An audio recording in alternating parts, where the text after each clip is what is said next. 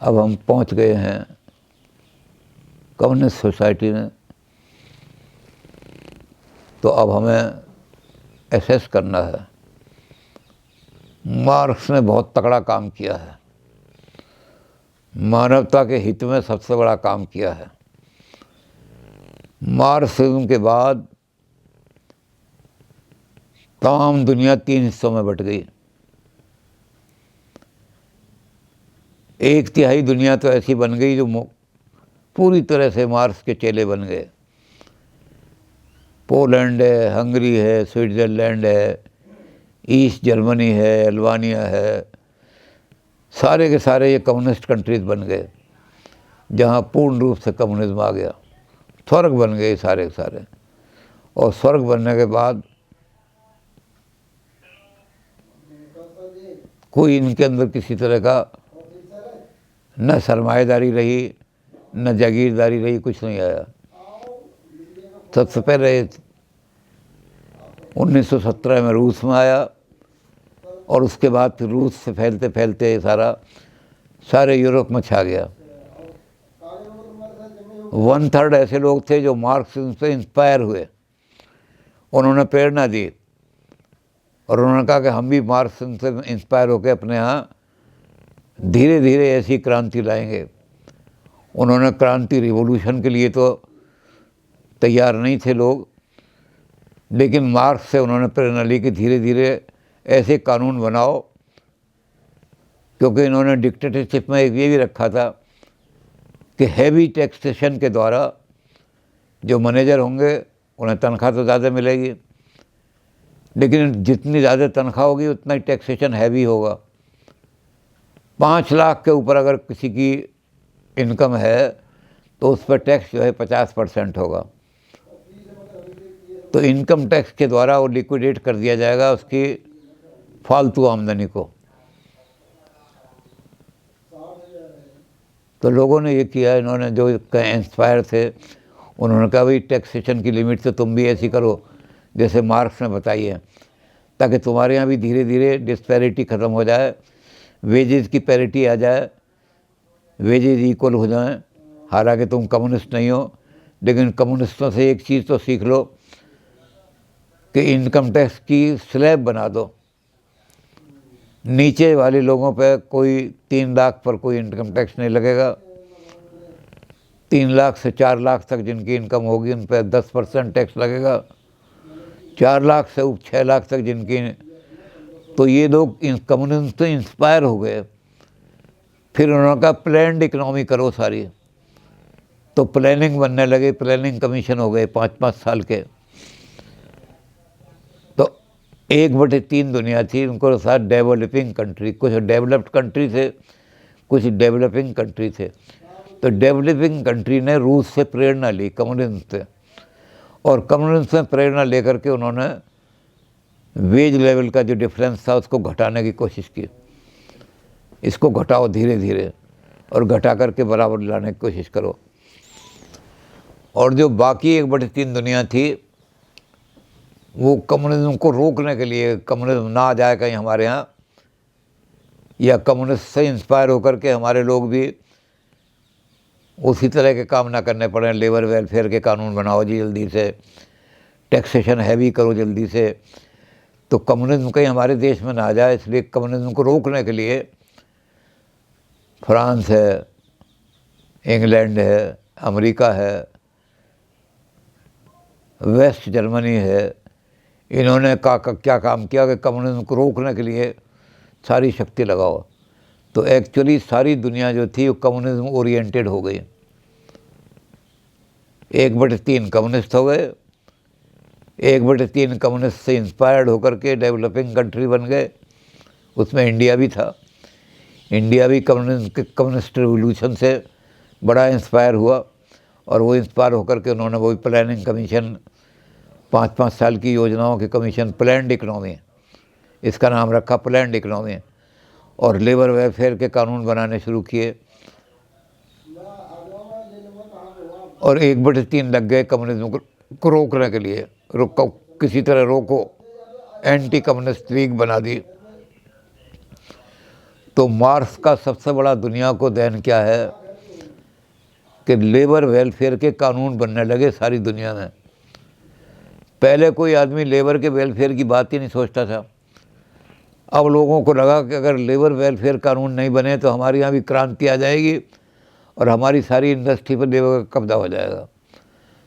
तो दुनिया में कम्युनिज्म ने जो डंक था कैपिटलिज्म का, पूंजीपति का डंक था, उस डंक को न्यूट्रलाइज कर दिया।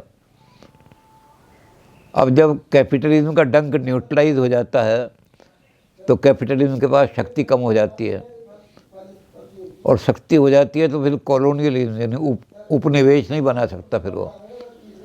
तो इसलिए दुनिया में आज़ादी की लहर, छोटे छोटे कंट्री भी आज़ाद होने लगे।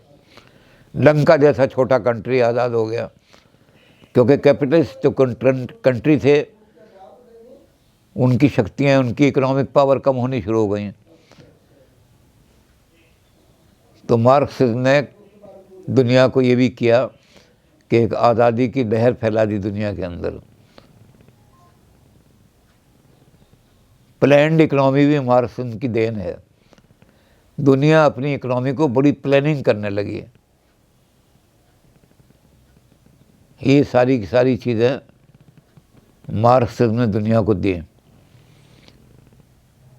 भौतिकवाद जो था जिससे लोग घृणा करते थे, वो भौतिक उन्नति की बात सोचने लगे। भौतिकवाद पहले है, रोटी कपड़ा मकान पहले है, अध्यात्म की बात रिलीजन बाद में है। रिलीजन गौण बन गया, रिलीजन को लोगों ने सुप्रीमेसी दे रखी थी, वो सुप्रीमेसी ख़त्म हो गई। गॉडलेस सोसाइटी बनने लगी लोगों के अंदर।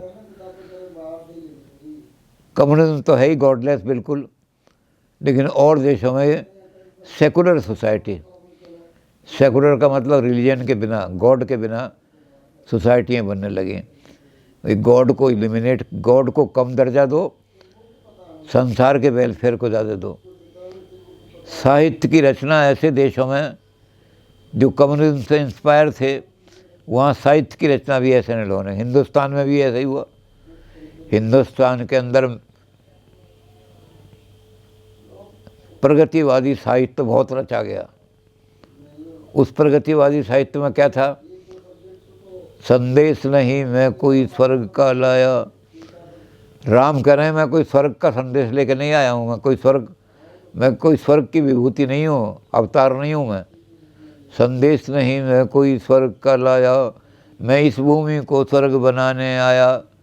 इस भूमि को स्वर्ग बनाओ। यहाँ जो लोगों के अंदर भेदभाव हैं, यहाँ जो लोग किलों की तरह ज़िंदगी गुजार रहे हैं, इन सब को भी ऊंचा उठा करके और एक ऐसी सोसाइटी बनाओ जो स्वर्ग की सोसाइटी हो।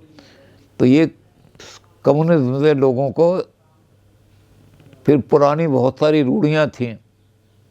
हमारे यहाँ हिंदुस्तान में रूढ़िवाद ज़्यादा कट्टर है, इसलिए अभी तक टूटा नहीं है बहुत सारी जगह से हमारे यहाँ रूढ़िवाद को।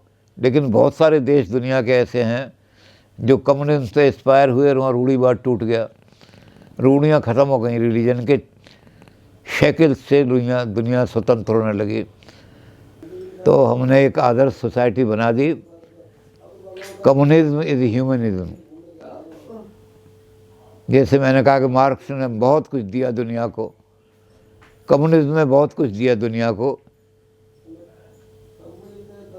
सरमाएदाराना निज़ाम तो ख़त्म किया। कहीं भी दुनिया के अंदर सरमाएदार अब कांपता है। लेबर वेलफेयर के कानून नहीं बनाऊंगा तो नष्ट हो जाऊंगा। ये जो मार्क्स का था, इनकम टैक्स को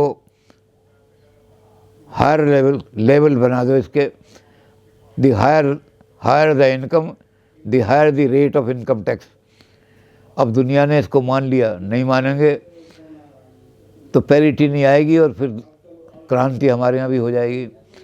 तो अब हमारे यहाँ आपने देखा होगा इनकम टैक्स के सिस्टम में यही स्लैबिंग कर दी गई है। सारे लोग यही कर रहे हैं, डर कर के, मार्क्स के डर से लेकर सारा काम कर रहे हैं। तो मार्क्स ने ये चीज़ें लाने की कोशिश की।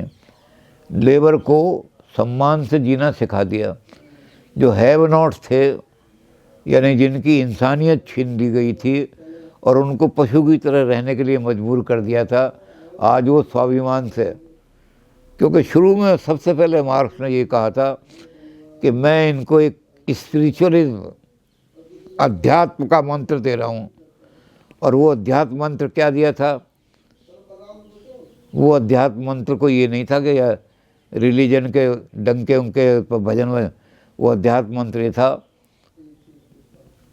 Nobody can exploit you unless you are ready to be exploited. दुनिया में तुम्हारा शोषण कोई नहीं कर सकता, कोई तुम्हारा खून नहीं चूस सकता यदि तुम खुद खून चुसवाने के लिए तैयार ना हो। इसलिए शान के साथ खड़े हो जाओ, उनको रिफ्यूज़ कर दोगे। आज तक तुम्हारा खून चूसते रहे, आज के बाद। और वो कैसे करोगे? यूनिटी, वर्कर की यूनिटी जब होगी तो फिर किसी की हिम्मत नहीं पड़ेगी, स्वाभिमान से। तो लेबर को हैव बना दिया उन्होंने, लेबर के अंदर इंसानियत ला दी। लेबर भी अपने आप को इंसान समझ के चलने लगा। अब आप क्रश नहीं कर सकते, दबा नहीं सकते। तो मार्क्सिज्म ने बहुत सारी चीज़ें दुनिया को दी हैं।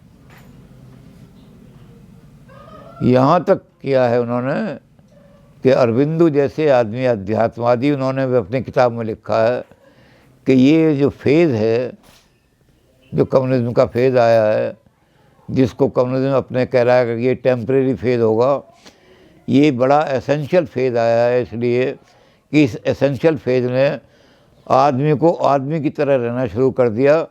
उसको भौतिक नेसेसिटी जो हैं, तो अरबिंदो ही कह रहे हैं कि आदमी की भौतिक नेसेसिटी जिनको लोगों ने बिल्कुल ही नेगलेक्ट कर रखा था, वो भी मार्क्सिज्म ने उनको दिलवानी शुरू कर दी।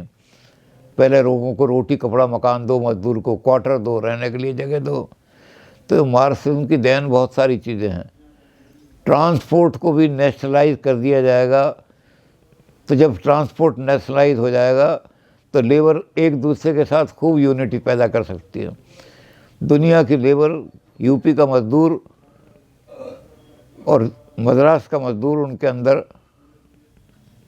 एकता आ जाएगी। तो ट्रांसपोर्ट, जितने भी ट्रांसपोर्ट के मोड हैं, सबको डिक्टेटरशिप के युग में नेट। तो मार्क्स ने एक आदर्श सोसाइटी का, अभी आया तो नहीं है कम्युनिज्म, लेकिन एक नक्शा बना के दे दिया कि ये आदर्श समाज ऐसा होगा। और ये आदर्श समाज जल्दी ही आएगा। पहले डिक्टेटरशिप की प्रवृत्ता रहेगी। जिन देशों में आज तकड़ा हो रहा है कैपिटलिज्म, वहाँ भी सारी ये लेबर यूनाइट हो जाएगी और उसको उखाड़ करके फेंक देगी। और जब उखाड़ के फेंक देगी तो डिक्टेटरशिप के ज़माने में सारा सब एलिमिनेट हो जाएगा। तो वो ज़माना आने वाला है जब सारा संसार जो है स्वर्ग ही स्वर्ग बन जाएगा।